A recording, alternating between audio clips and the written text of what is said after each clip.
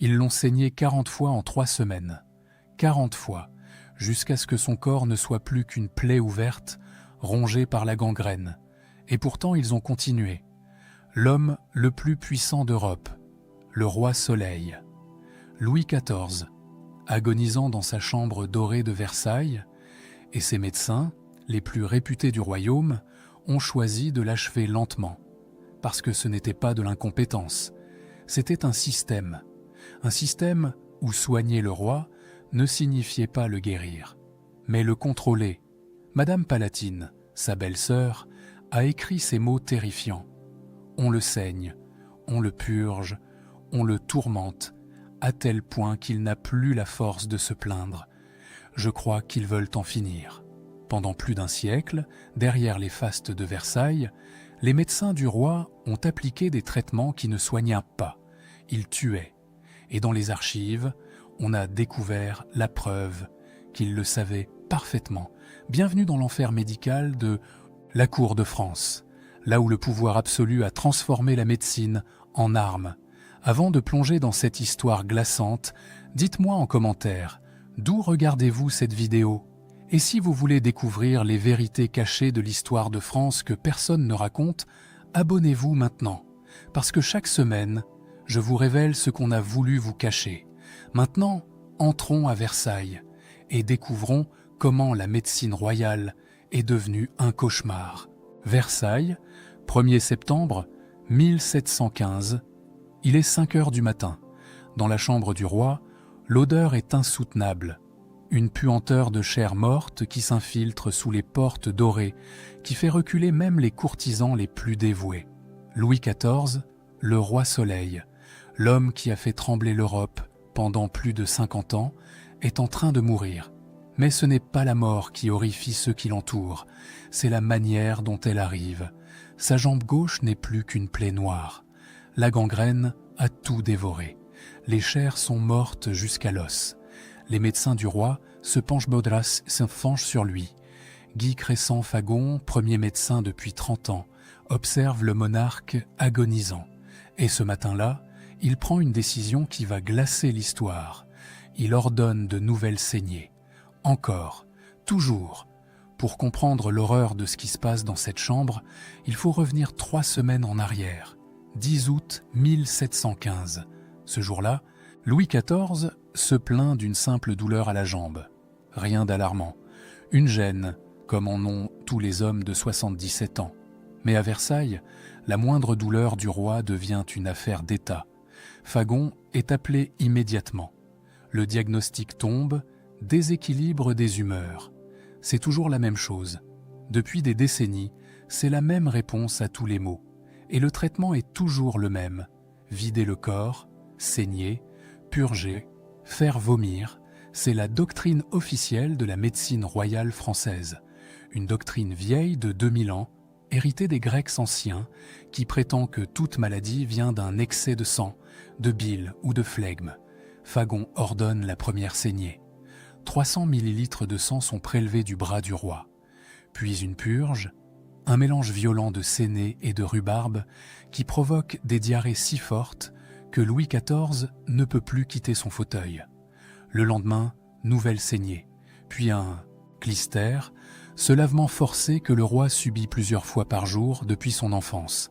Mais la douleur ne passe pas. Au contraire, en quelques jours, la jambe commence à noircir. Les chairs deviennent froides, l'infection se propage, et pourtant, Fagon ne change rien. Il intensifie. 2 saignées par jour, 3 purges, des compresses brûlantes appliquées directement sur la plaie infectée, du lait d'ânesse forcé dans la gorge du roi jusqu'à ce qu'il vomisse. Le duc de Saint-Simon, qui tient un journal méticuleux de la vie de cour, assiste à ce calvaire avec horreur. Il écrit « On le saigne, on le purge, on le clistérise sans relâche. Le roi n'a plus la force de protester.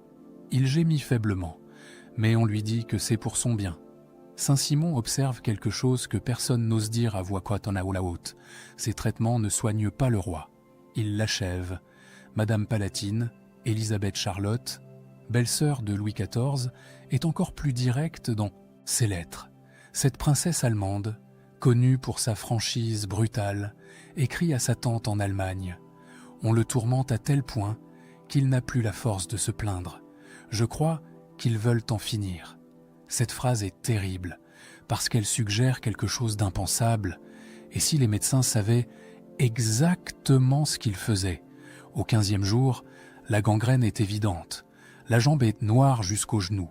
L'odeur de putréfaction remplit toute l'aile du château.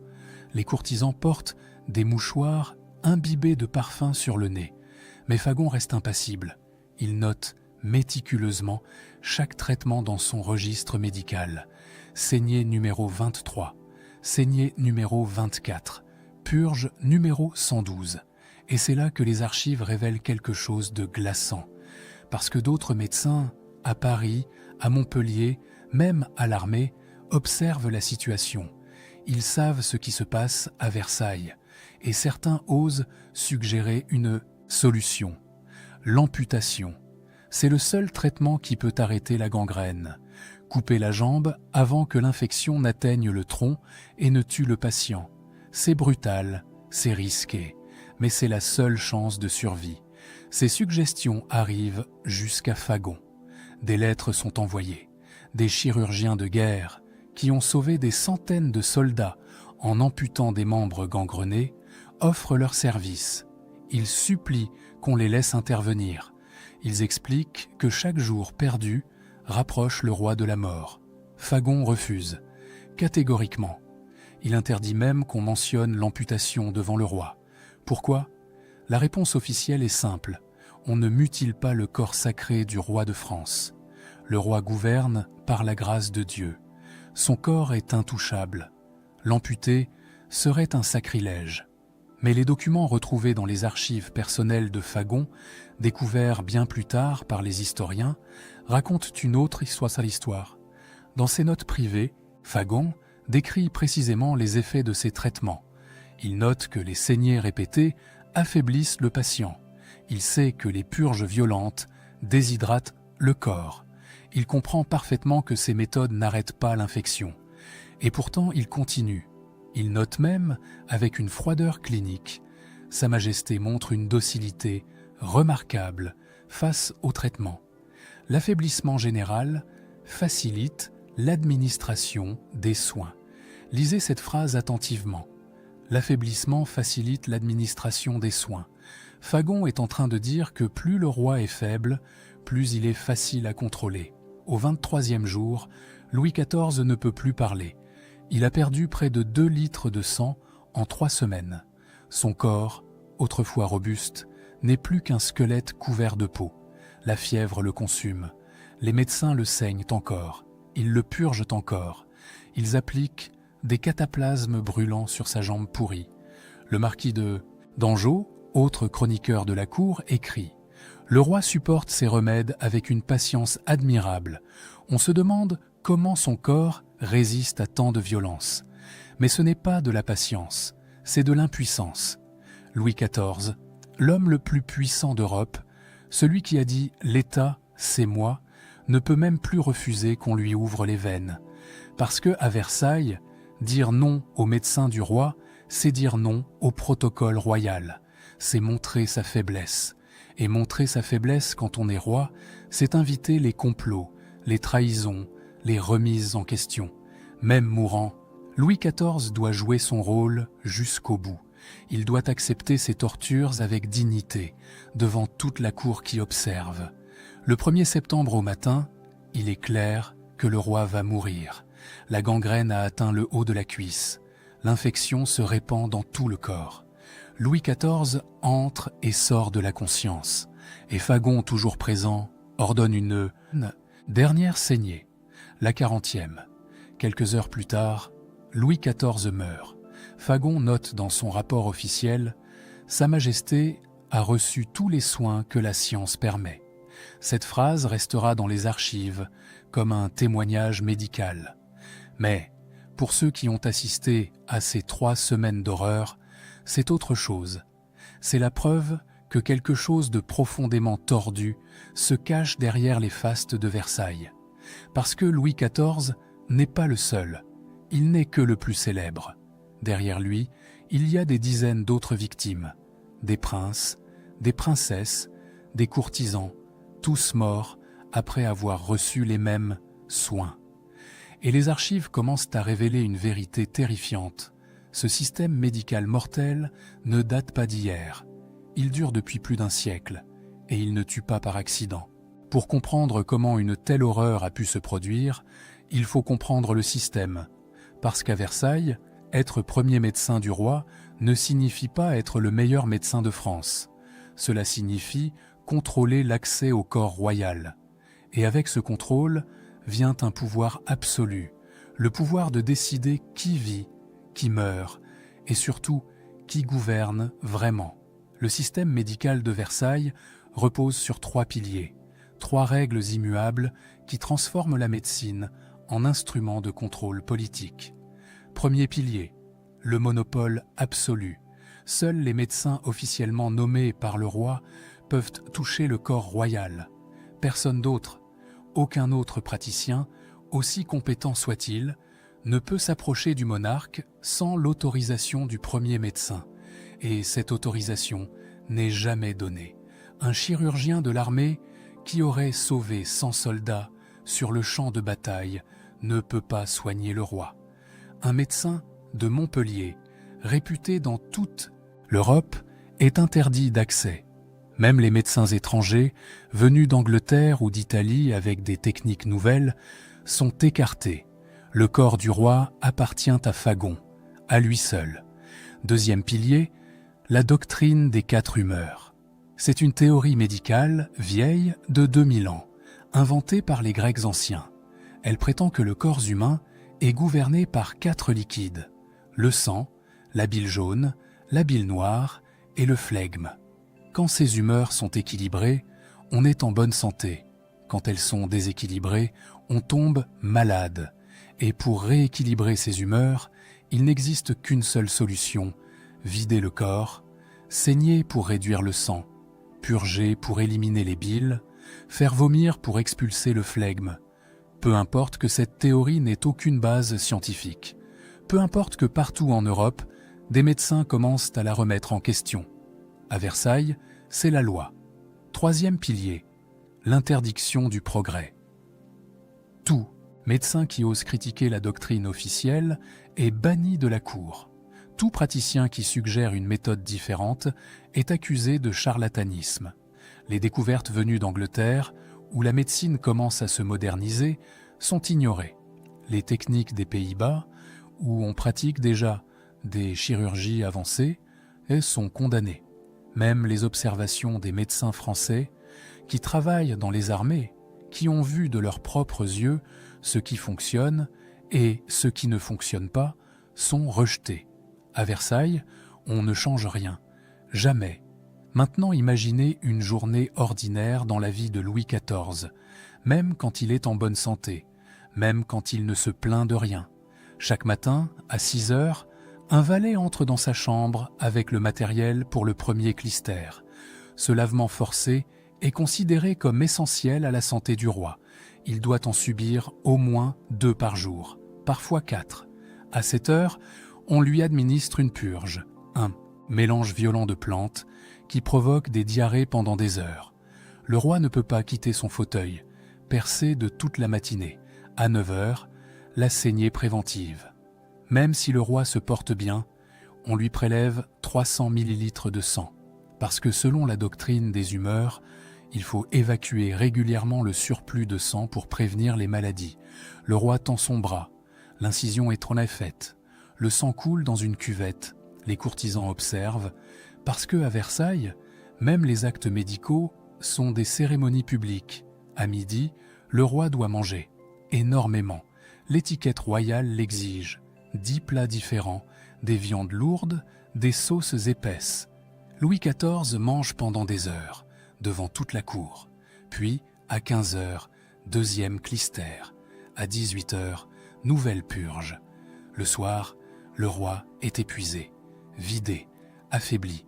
Mais c'est considéré comme normal. C'est la routine de la santé royale. Le marquis de Tissé-Neuf-Santésier d'Anjou observe cette routine pendant des années. Il écrit « Le roi supporte ces remèdes avec une patience admirable. On se demande comment son corps résiste à tant de violence. Mais voilà la question que personne n'ose poser. Pourquoi le roi accepte-t-il cela? Pourquoi l'homme le plus puissant d'Europe se laisse-t-il torturer quotidiennement par ses propres médecins? La réponse est plus sombre qu'on ne l'imagine. Louis XIV n'a pas le choix. Refuser les soins royaux, c'est admettre qu'on doute de la médecine officielle. C'est remettre en question le système établi par ses ancêtres. C'est montrer sa faiblesse devant toute la cour. Et à Versailles, montrer sa faiblesse, c'est mourir politiquement avant de mourir physiquement. Les complots commencent. Les murmures se répandent, les héritiers s'agitent. Le pouvoir glisse entre les doigts. Alors Louis XIV subit. Il subit pendant plus de 50 ans. 50 ans de saignée, de purges, de clistères, de potions qui le rendent malade. 50 ans à dépendre de Fagon et de ses prédécesseurs pour survivre. Et cette dépendance devient une chaîne dorée, mais une chaîne quand même. Parce que Fagon ne soigne pas seulement le corps du roi, il contrôle aussi son esprit. Quand Louis XIV est affaibli par les saignées, il ne peut pas gouverner avec la même énergie. Quand il est vidé par les purges, il délègue davantage. Et qui devient son conseiller le plus proche? Fagon, l'homme qu'il maintient dans cet état. Guy Cresson-Fagon n'est pas un médecin ordinaire, c'est un homme de pouvoir. Depuis 1693, il occupe le poste de premier médecin du roi. 22 ans de contrôle absolu sur la santé du monarque le plus puissant d'Europe. 22 ans à décider quand saigner, quand purger, quand affaiblir. Et avec ce contrôle médical vient une influence politique considérable.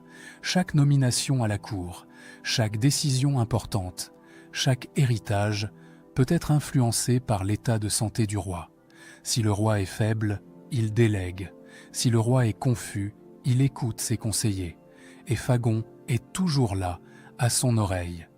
En 1890, plus d'un siècle après la mort de Louis XIV, l'historien Jules Michelet fouille dans les archives personnelles de Fagon. Ce qu'il découvre le glace. Des notes privées, des observations médicales que Fagon n'a jamais destinées au public. Et dans ces notes, le médecin détaille non seulement les traitements qu'il applique, mais aussi leurs effets prévisibles. Il écrit que les saignées répétées provoquent un affaiblissement général. Il note que les purges constantes créent une dépendance physique. Il observe que certains mélanges de plantes causent de la confusion mentale. Mais le plus troublant, c'est cette phrase retrouvée dans ses carnets personnels. Fagon écrit « Certains traitements sont destinés à maintenir Sa Majesté dans un état de docilité nécessaire aux affaires du royaume. » Lisez cette phrase encore une fois. « Docilité nécessaire aux affaires. » Fagon est en train d'admettre qu'il affaiblit volontairement le roi pour le rendre plus malléable. Ce n'est plus de la médecine, c'est du contrôle politique déguisé en soins. Mais le véritable scandale commence quand on examine les morts suspectes qui entourent Louis XIV entre 1711 et 1712. En moins d'un an, 3 héritiers directs du trône meurent. 3. Le grand dauphin, fils de Louis XIV, meurt en avril 1711 à 49 ans. Puis son propre fils, le duc de Bourgogne, meurt en février 1712 à 29 ans. Et quelques semaines plus tard, le petit duc de Bretagne, âgé de 5 ans seulement, meurt à son tour. 3 générations d'héritiers effacées en un an. Tous les 3 étaient en parfaite santé avant de tomber subitement malades. Tous les 3 ont été soignés par Fagon et son équipe. Et tous les 3 ont subi le même traitement, saignée massive jusqu'à l'épuisement total. Concentrons-nous sur la mort du duc de Bourgogne. Février 1712. Ce jeune prince de 29 ans est l'héritier direct du trône. Il est intelligent, réformateur, aimé du peuple. Il représente l'espoir d'une nouvelle génération. Un matin, il se plaint d'une simple fièvre. Rien de grave, une grippe peut-être. Fagon est appelé immédiatement. Le diagnostic tombe, excès de sang. Le traitement est lancé, saignée. Le premier jour, 2 saignées. Le deuxième jour, 3 saignées. Le troisième jour, 4 saignées. En 6 jours, le duc de Bourgogne perd près d'1,5 litre de sang. Il ne peut plus se lever, il ne peut plus manger. Sa peau devient blanche comme la craie, et Fagon ordonne encore de le saigner. Saint-Simon, qui observe cette agonie, écrit dans son journal « On l'a saigné 12 fois en 6 jours. C'est un miracle qu'il ait survécu si longtemps. Ou plutôt, c'est un meurtre qu'on l'ait laissé partir ainsi. Le mot est lâché, meurtre. » Saint-Simon, pourtant prudent dans ses accusations, utilise ce mot. Parce qu'il a compris, tout le monde a compris, mais personne n'ose le dire à voix haute. Le duc de Bourgogne meurt le 5 février. Sa femme, la duchesse, contracte la même fièvre quelques heures plus tard. Étrange coïncidence. Fagon la soigne avec les mêmes méthodes. Saignée, purge. Elle meurt 3 jours après son mari. Leur fils aîné, le duc de Bretagne, tombe malade à son tour. Encore Fagon, encore les saignées. L'enfant meurt en mars. En 6 semaines, toute une famille royale a disparu. À Versailles, les murmures commencent. On parle d'empoisonnement. On accuse le duc du Maine, fils illégitime de Louis XIV, qui pourrait bénéficier de ses morts pour s'approcher du trône. On soupçonne Madame de Maintenon, l'épouse secrète du roi, de protéger sa position. Les rumeurs circulent dans les couloirs dorés, mais personne n'accuse Fagon directement, parce que accuser le premier médecin du roi, c'est accuser le roi lui-même. Pourtant, les faits sont là. Fagon a refusé toutes les suggestions alternatives. Des médecins de Montpellier ont proposé des traitements plus doux. Fagon les a écartés. Des chirurgiens ont suggéré de laisser la nature suivre son cours, de ne pas affaiblir les patients avec des saignées. Fagon a ignoré leurs conseils. Il a maintenu son protocole mortel jusqu'au bout. Pourquoi ? Certains historiens suggèrent qu'il agissait sur ordre. D'autres pensent qu'il protégeait des intérêts politiques plus grands que lui. Mais une autre explication, plus terrifiante, émerge des archives. Fagon agissait peut-être simplement pour maintenir son propre pouvoir. Tant que le roi était affaibli, il dépendait de son médecin. Tant que les héritiers mouraient, le chaos politique garantissait que personne ne remettrait en question le système médical établi. Mais l'horreur ne s'arrête pas au roi et au prince, parce que le système médical de Versailles ne touche pas seulement ceux qui gouvernent.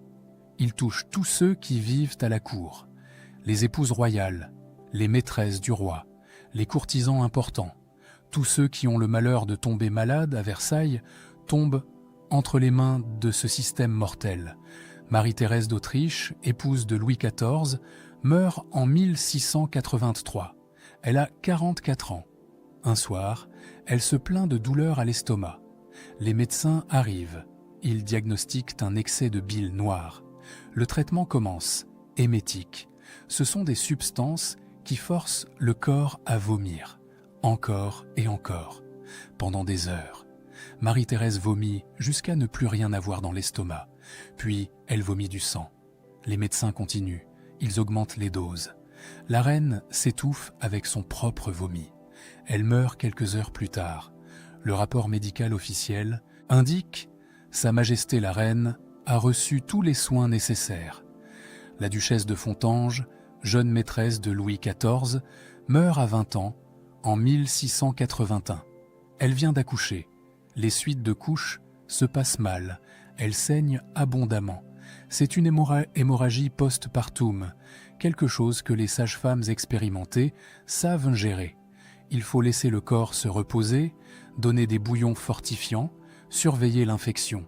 Mais les médecins du roi interviennent. Ils décident que cette hémorragie est causée par un excès de sang. La logique est démente, elle saigne déjà, donc il faut la saigner davantage pour rééquilibrer les humeurs. En 3 jours, on lui prélève plus d'1 litre de sang. Son corps, déjà affaibli par l'accouchement et l'hémorragie, ne résiste pas. Elle meurt vidée de son sang. Certains à la cour murmurent que c'était voulu, que la reine Marie-Thérèse voulait se débarrasser de cette rivale trop jeune, trop belle. Les médecins ont simplement exécuté. Le dauphin Louis-Joseph, fils de Louis XVI, et Marie-Antoinette meurt à 7 ans en 1789, quelques mois seulement avant la Révolution.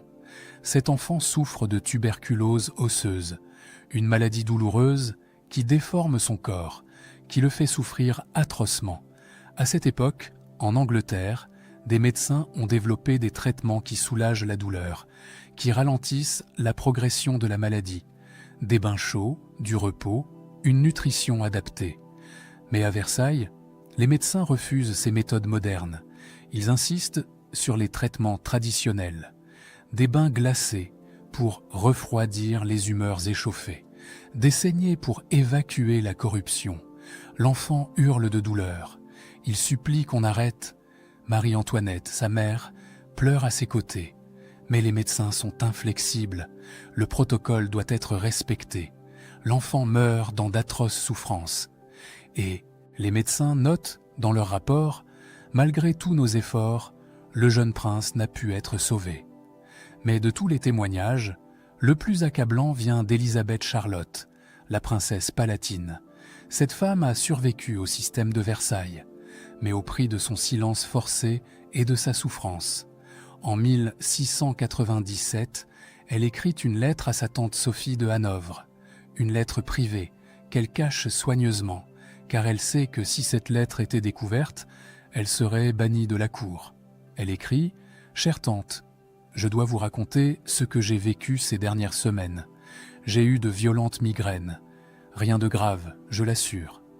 Mais les médecins ont été appelés. Ils ont décidé que mon sang était trop épais, qu'il comprimait mon cerveau. Ils m'ont saigné. Une fois, puis 2 fois, puis ils n'ont plus arrêté. En 6 semaines, ils m'ont saigné 23 fois. 23 fois, chère tante. J'ai supplié qu'on arrête. J'ai dit que je me sentais faible, que je ne pouvais plus me lever. Ils ont répondu que c'était normal, que c'était le signe que le traitement fonctionnait. J'ai voulu refuser. On m'a dit que désobéir aux médecins du roi était désobéir au roi lui-même, que je risquais d'être renvoyé. J'ai compris ce jour-là que nous ne sommes pas soignés à Versailles. Nous sommes contrôlés. Ce témoignage est extraordinaire, parce qu'Élisabeth Charlotte comprend exactement ce qui se passe. Elle voit le système pour ce qu'il est, un outil de contrôle, pas de guérison, mais elle ne peut rien faire. Parce que remettre en question les médecins du roi, c'est remettre en question l'autorité royale elle-même. C'est attaquer l'ordre établi. Et à Versailles, attaquer l'ordre établi, c'est se condamner à l'exil, ou pire.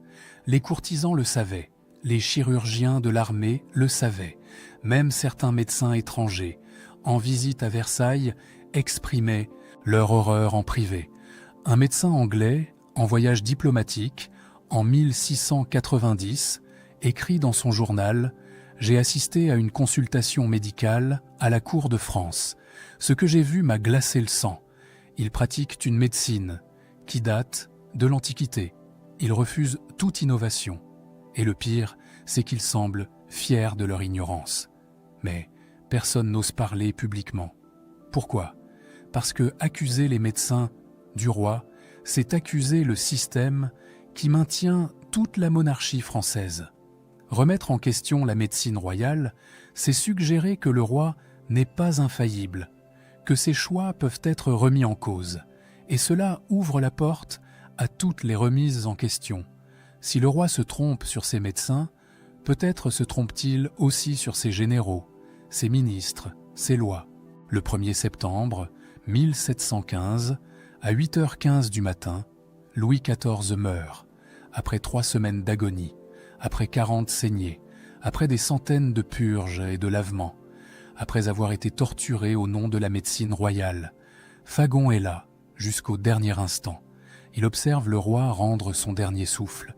Puis, il prend sa plume et rédige son rapport médical final. Il écrit, d'une écriture parfaitement calme, « Sa Majesté a reçu tous les soins que la science permet. La mort est survenue malgré nos efforts constants. Cette phrase restera dans les archives officielles comme la vérité médicale. Mais dans les jours qui suivent, quelque chose d'extraordinaire se produit. Quelque chose qui ne s'est jamais produit dans l'histoire de la monarchie française. Philippe d'Orléans, le nouveau régent, oncle du futur Louis XV qui n'a que 5 ans, prend une décision radicale. Il ordonne une autopsie complète du corps de Louis XIV, une autopsie publique, réalisée par plusieurs chirurgiens indépendants, pas seulement par les médecins de la cour. C'est une première absolue. Le corps sacré du roi va être ouvert, examiné, disséqué. Les chirurgiens découvrent l'horreur. Le cœur de Louis XIV est 2 fois plus gros que la normale. Une hypertrophie cardiaque massive causée par des décennies de saignées qui ont forcé le cœur à pomper plus fort pour compenser la perte constante de sang. Les intestins sont criblés d'ulcères, des dizaines de plaies internes, conséquence directe des purges violentes administrées pendant plus de 50 ans. Les veines sont fragilisées, partiellement effondrées. Les parois sont fines comme du papier, résultat de milliers de saignées qui ont affaibli tout le système circulatoire. Le rapport des chirurgiens est sans appel. Ils écrivent « Sa Majesté ne portait pas les marques d'un homme de 77 ans mort de maladie naturelle. Elle portait les marques d'un corps systématiquement épuisé par des traitements répétés. La gangrène a causé la mort finale, mais c'est l'affaiblissement général qui a empêché toute guérison. En conclusion, Sa Majesté n'est pas morte de gangrène. Elle est morte épuisée par les traitements qu'elle a subis pendant des décennies. Philippe d'Orléans lit ce rapport. Il convoque Fagon.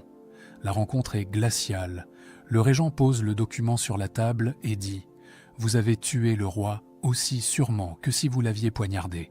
La seule différence, c'est que vous l'avez fait lentement et avec l'approbation de toute la cour. » Fagon tente de se défendre. Il invoque la tradition, la doctrine médicale officielle, le protocole. Philippe d'Orléans le coupe. Le protocole ne vous donne pas le droit de tuer. Vous êtes révoqué. Vous ne toucherez plus jamais un membre de la famille royale. Fagon quitte Versailles en disgrâce. Cet homme qui a contrôlé la santé du roi pendant 22 ans, qui a influencé les décisions politiques les plus importantes du royaume, se retrouve banni. Il meurt 2 ans plus tard, en 1717, ruiné et haï. Personne ne vient à son enterrement. Même son nom est effacé des registres honorifiques de la cour. Mais voilà la tragédie. Le système qu'il représente ne meurt pas avec lui. Sous Louis XV, puis sous Louis XVI, la même médecine continue. Les médecins changent, les noms changent, mais les pratiques restent identiques. Louis XV meurt en 1774 de la variole. À cette époque, l'inoculation préventive existe déjà en Angleterre. Elle a sauvé des milliers de vies. Mais à Versailles, on refuse cette innovation étrangère. On préfère s'en tenir aux méthodes traditionnelles. Louis XV contracte la variole et meurt en quelques jours. Il aurait pu être sauvé. Louis XVI souffre d'obésité et de troubles digestifs. Des problèmes mécaniques liés à son mode de vie sédentaire et à sa surconsommation de nourriture imposée par l'étiquette. La solution est évidente. Activité physique, régime alimentaire adapté. Mais ces médecins refusent. Ils prescrivent des saignées, encore et toujours. Jusqu'à la Révolution, jusqu'à ce que tout s'effondre, le système médical de Versailles reste figé dans le passé. En 1789, quand la Révolution éclate, l'un des premiers actes symboliques des révolutionnaires est de brûler la faculté de médecine de Paris. Pas seulement par violence aveugle, mais parce que cette institution représente tout ce qu'ils détestent, un savoir corrompu, un pouvoir sans contrôle, une tradition qui tue au nom de l'autorité. Robespierre prononce un discours devant les ruines fumantes. Il dit « Les rois de France n'ont pas été tués par le peuple, ils ont été tués par leur propre pouvoir, un pouvoir si absolu qu'il les a rendus prisonniers de ceux qui prétendaient les servir. » Cette phrase résume tout. Louis XIV l'homme le plus puissant d'Europe, ne pouvait pas choisir ses médecins. Il ne pouvait pas refuser un traitement. Il ne pouvait même pas crier sa souffrance sans risquer de paraître faible. Son pouvoir absolu l'a transformé en prisonnier.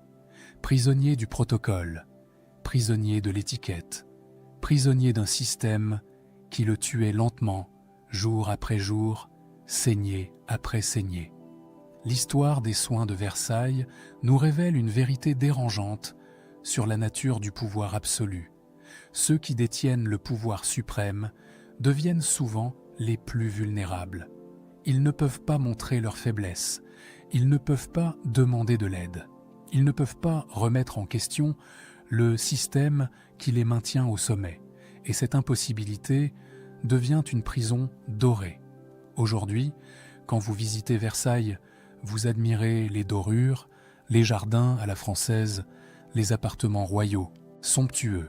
Mais souvenez-vous, dans ces chambres magnifiques, des rois ont agonisé.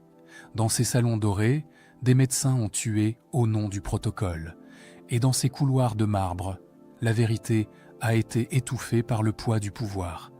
Les soins de Versailles n'ont pas seulement tué des rois, ils ont tué l'idée même que le pouvoir absolu pouvait protéger ceux qui le détenaient.